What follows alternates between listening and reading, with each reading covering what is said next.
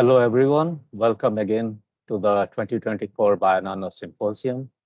Thank you for joining me for my presentation entitled Prospective Study of Optical Genome Mapping in Hematologic Malignancies. My name is Trilochan Sahoo, and I'm the Senior Clinical Lab Director at Bionano Laboratories in San Diego. As others have described, optical genome mapping is a method that enables identification of all classes of structural variation at a very high resolution. It is well known that structural variations, or SVs, play a very critical role in the pathogenesis of hematologic malignancies.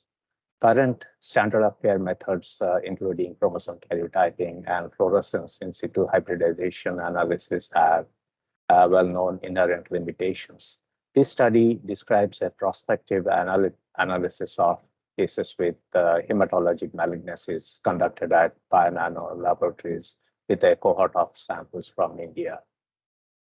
As you probably know by now from previous speakers, OGM is able to detect all classes of SVs that are typically detected by a combination of cytogenetic methods and at a much higher resolution.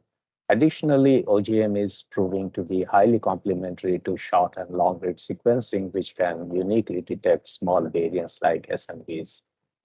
Current practice in cytogenetics labs include karyotyping FISH and sometimes chromosomal microarrays. These methods have inherent limitations. Karyotyping requires cell culture, which is time-consuming, often of low resolution, and carries the risk of introducing artifacts. FISH is limited in being targeted and not a whole genome assay, so multiple FISH analyses are often required for each sample. In this study, we worked with a group of hematopathologists and oncologists in India and undertook a prospective study of hemo cases. The study included 106 cases with a diverse set of diagnoses with AML, ALL, MPN, and lymphoma comprising the majority.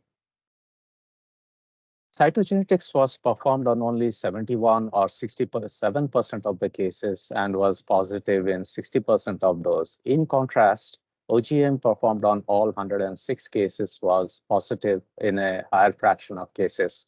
Approximately 68% of cases were positive for reportable abnormalities. Notably, cases of ALL and AML had almost a 25 to 30% increased positive rate. When comparing OGM to cytogenetics, with the exception of cases with diagnosis of MPN-MDS, we can see that in all other disease subclasses, OGM detected a significantly higher number of abnormalities, often 3 times as many. As a result of detection of more variants, OGM impacted the prognosis for the cases, and these differences most often led to an upgraded risk stratification. In fact, there was an upgrade in 22% of all cases. Of note, AML cases had an upgrade in about 28% of cases.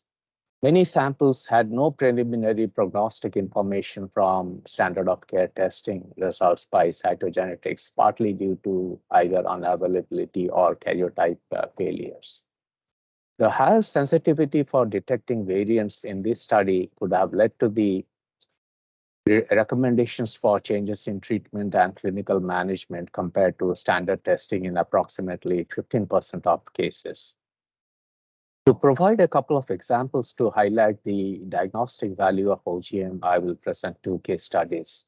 The first case is one with a diagnosis of mixed phenotype acute leukemia, where OGM detected a complex 3-way translocation involving chromosomes 1, 12, and 21 that resulted in a disruption of RUNX1 and PSPAN 31. And also translocation 712 that resulted in a ETV6 NOM1 gene fusion. And both RUNX1 and ETV6 rearrangements have been reported in cases of mixed phenotype acute leukemia. The second case is an acute leukemia morphologically appeared to be AML. OGM was able to detect a BCR-ABL1 fusion that turned out to be a part of a more complex three-way translocation between chromosomes 9, 11, and 22.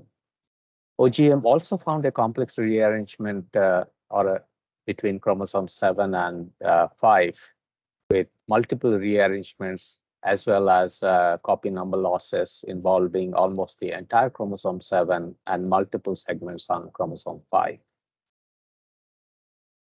In summary, the advantages that OGM provides include the lack of a need for cell culture, consolidation of multiple potential testing methods, such as karyotype and multiple FISH tests.